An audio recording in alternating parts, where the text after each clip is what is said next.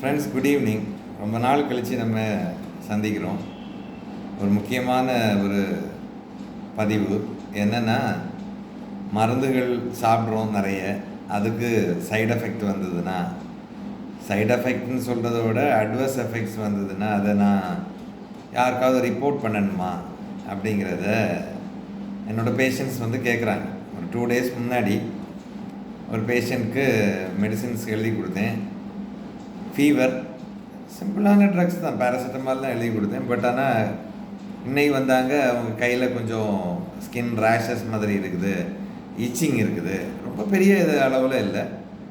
அவங்களுக்கு ஒரு சந்தேகம், இது என்ன வைரல் ஃபீவர் மாதிரி எதுவும் இருக்கா, இல்லை இந்த மெடிசின் நல்ல அட்வர்ஸ் எஃபெக்ட் இருக்கா. சரி, நல்லா எக்ஸாமின் பண்ணி பார்த்துட்டு அவங்களுக்கு நான் கொஞ்சம் அட்வைஸ் கொடுத்தேன். ஸோ இதை எப்படி அதை ரிப்போர்ட் பண்ணணுமா யாருக்காவது அப்படிங்கிற ஒரு டவுட்டை கேட்டேன். ஏன்னா இப்போ நேஷ்னல் ஃபார்மகோவிஜிலன்ஸ் வீக் அப்படின்னு இந்த drug safety medicine safety week கொண்டாடிக்கிட்டு வர்றோம். நேஷ்னல் ஃபார்மகோவிஜிலன்ஸ் சென்டர் அல்லது இந்தியன் ஃபார்மகோபியா கமிஷன் அவங்க டெல்லியில் இருக்குது. அவங்க நமக்கு எல்லா இடத்துலையும் அட்வர்ஸ் ரியாக்ஷன் மானிட்டரிங் சென்டர்னு சொல்லி எல்லா மெடிக்கல் காலேஜ்லேயும் நம்ம வச்சுருக்கோம்.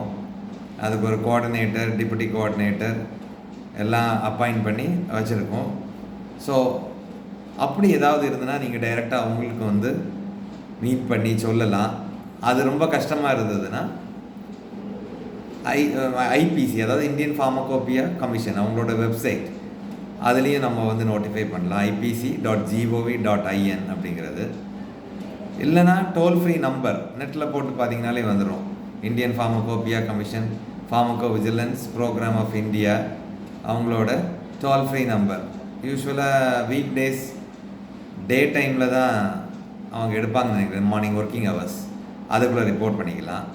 இல்லை இப்போ காலங்கள் மாறிட்டே வருது, ஸோ ஆப்பு அந்த மாதிரி. ஸோ அவங்களுக்கும் ஏடிஆர் பிவிபிஐ அப்படி ஒரு ஆப் இருக்குது. அதுலேயும் நம்மளோட இதை அப்லோட் பண்ணலாம். இல்லை லேட்டஸ்ட்டாக சர்ச் பண்ணி பார்த்தீங்கன்னா கியூஆர் கோடே இருக்குது. ஸோ கியூஆர் கோட் அதை ஸ்கேன் பண்ணியும் அனுப்பலாம். ஸோ நமக்கு என்ன பக்க விளைவுகள் வந்தாலும் அனுப்பலாம். ஏன் பக்க விளைவுகளை நம்ம அனுப்பணுமா அப்படிங்கிறத கேட்போம். விளைவுகள் நமக்கு இருந்தால் ஓகே. பக்க விளைவுகள்னால் அது ஃபார்மகோ விஜிலன்ஸ் வேறு சொல்கிறோம். விஜிலன்ஸ்னால் அது ஏதோ நம்மளை எங்கேயாவது மாட்டி விட்டுருவாங்களோ அப்படிங்கிறதெல்லாம் கிடையாது. ஒரு ஆளுக்கு ஒரு பக்க விளைவு வந்ததுன்னா அதை நம்ம நோட்டிஃபை பண்ணி அதை நமக்கு அனுப்புகிறோம். அதுக்கப்புறம் அந்த டேட்டாவை எல்லாத்தையும் அனலைஸ் பண்ணுவாங்க. காசியாபாத் அங்கே நேஷ்னல் கோஆர்டினேட்டிங் சென்டர் இருக்குது. அங்கேருந்து அப்புறம் உப்சலா மானிட்டரிங் சென்டர் ஸ்வீடன் அங்கே இருக்குது. அவங்கெல்லாம் நிறைய மருந்துகளோட இந்த சைடு எஃபெக்ட் ஒவ்வொருத்தராக ரிப்போர்ட் பண்ணதுனால தான் இப்போ பேண்ட் ட்ரக்ஸ்னு கொஞ்சம் நிறைய ட்ரக்ஸை பேன் பண்ணியிருக்காங்க. ரீசெண்டாக கூட டயபெட்டிக் ட்ரக்ஸு, கிராசிக்ளோட்டசோனு இதெல்லாமே பேன் பண்ணாங்க. பெயின் கில்லர்ஸு, செலிகாக்சிப்பு, ரோஃபிகாக்சிப்பு இதெல்லாமே பேன் பண்ணாங்க. அது சாப்பிட்ருக்கவங்களுக்கு ஹார்ட் அட்டாக் வரைக்கும் வருது அப்படிங்கிறத கண்டுபிடிச்சி.